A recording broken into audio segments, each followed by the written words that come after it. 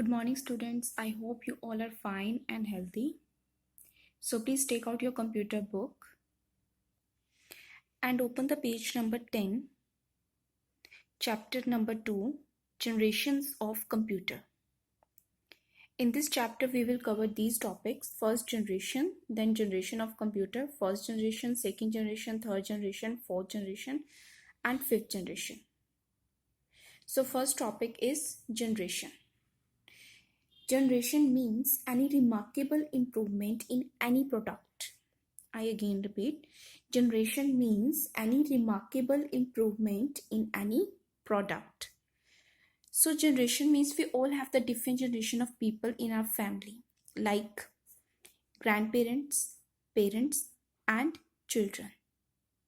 And computer also has its different generations like UNIVAC, personal computer, we also call it as a PC, desktop computer, all-in-one computer, notebook, tablet PC, smartphone, and Intel Compute Stick. Now question is that what do you mean by Intel Compute Stick?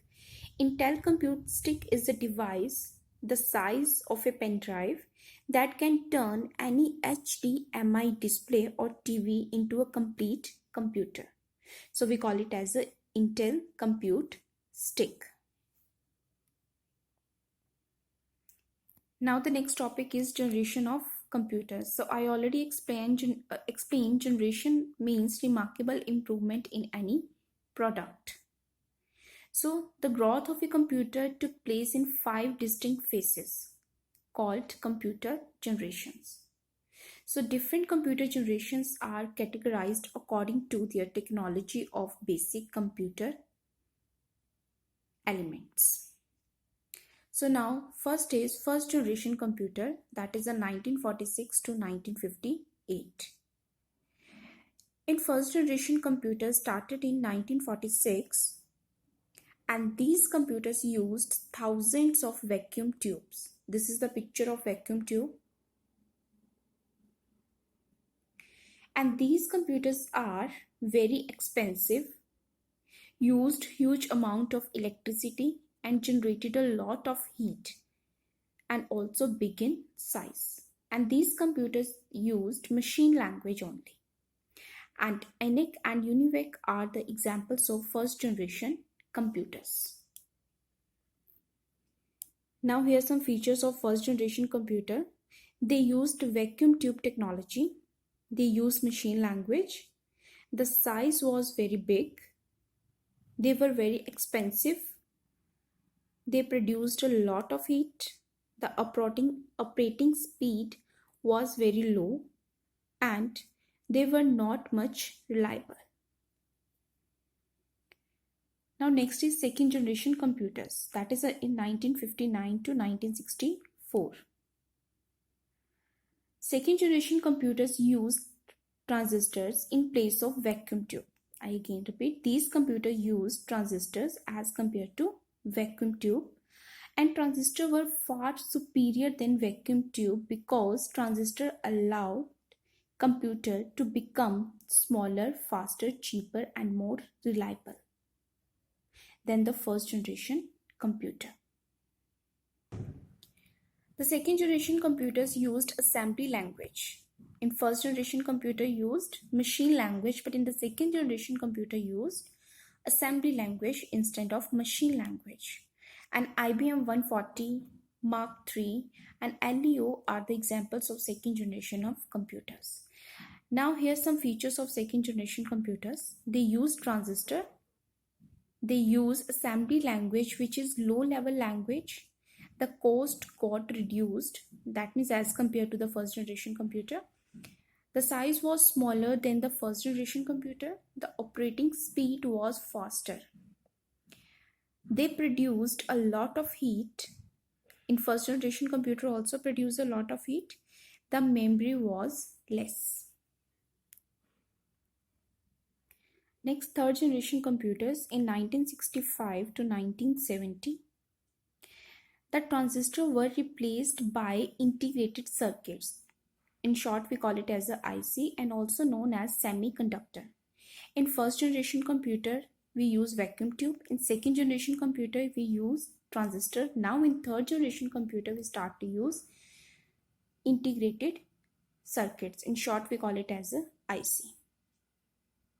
Next, and also known as semiconductor chips, which made the computer more powerful and increased the speed and efficiency of computers.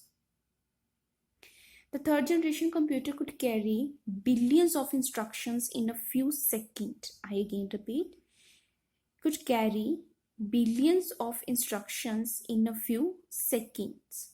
And the size of these computers was small, then they could fit into small file cabinets.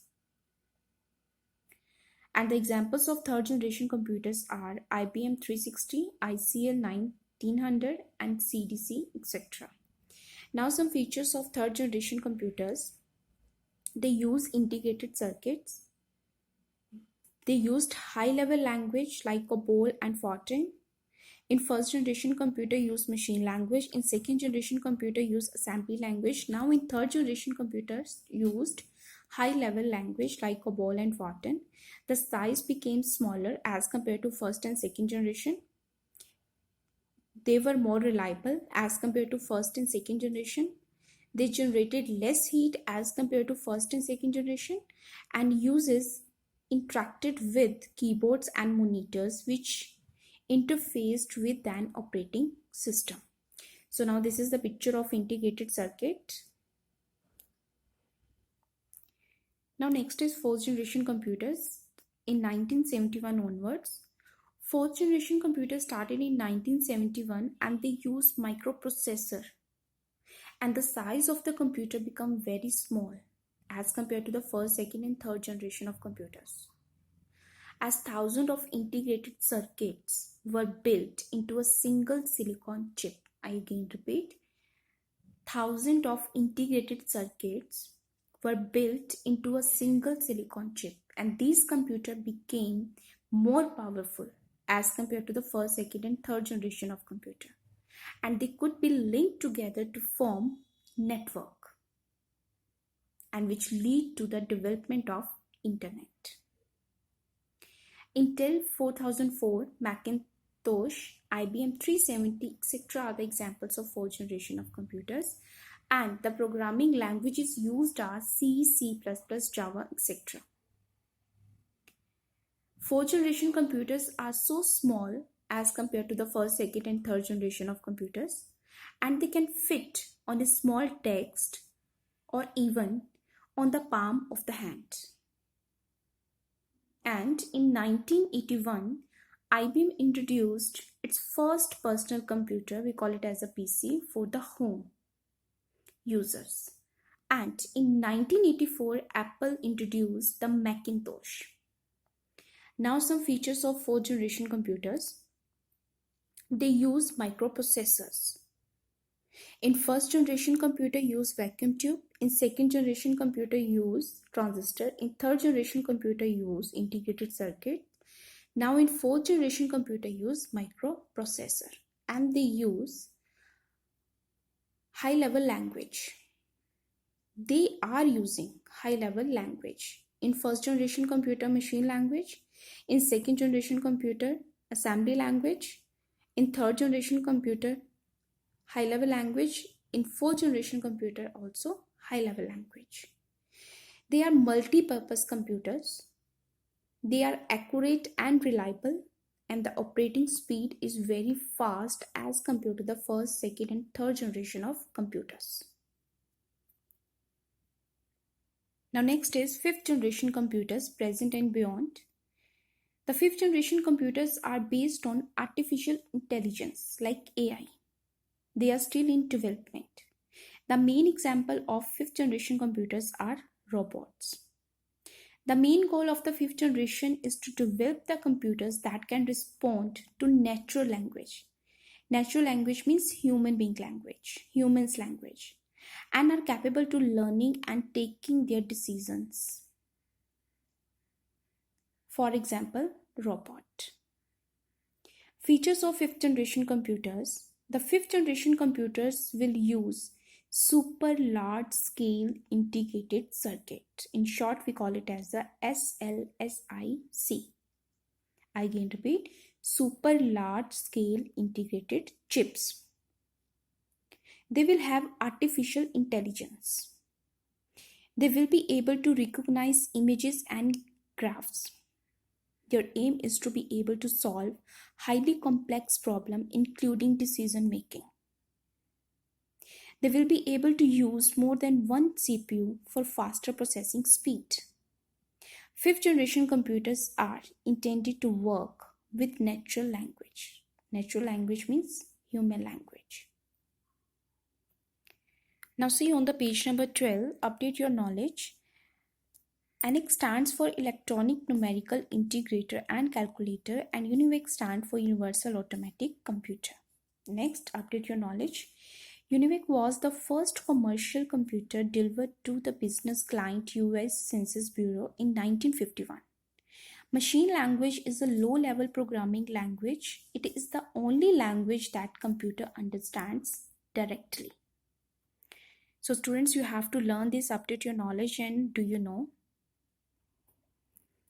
Now the rest part of this chapter, like a book exercise and question answers, I will upload in WhatsApp group. Thank you.